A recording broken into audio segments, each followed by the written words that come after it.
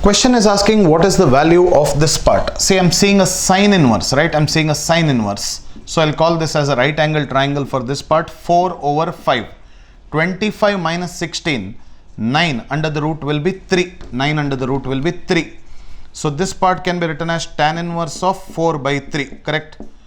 Now tell me, 2 tan inverse x. What is the formula for 2 tan inverse x?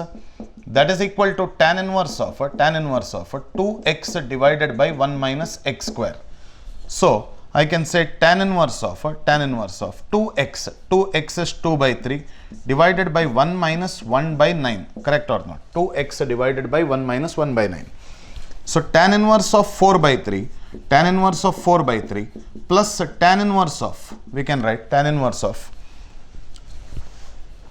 I can write this as a tan inverse of, so we can say 2 by 3 divided by 8 by 9.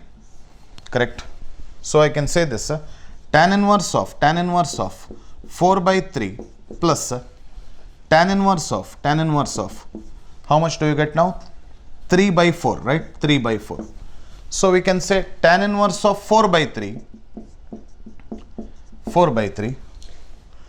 tan inverse of 4 by 3 can be written as, tan inverse of 3 by 4 can be written as a cot inverse of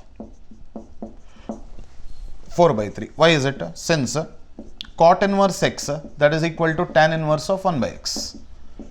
Tan inverse, when you take the reciprocal, tan inverse becomes cot inverse and vice versa. So tan inverse x plus cot inverse x will become equal to pi by 2. Correct or not? Why? What's the reason? Tan inverse x plus cot inverse x is equal to pi by 2 is the answer. What's the answer that we mark? We mark the answer as pi by 2. If you don't understand this part, you can still do tan inverse a plus tan inverse b formula. Still you see that denominator becomes 0. Answer is infinity. Pi by 2 is the answer.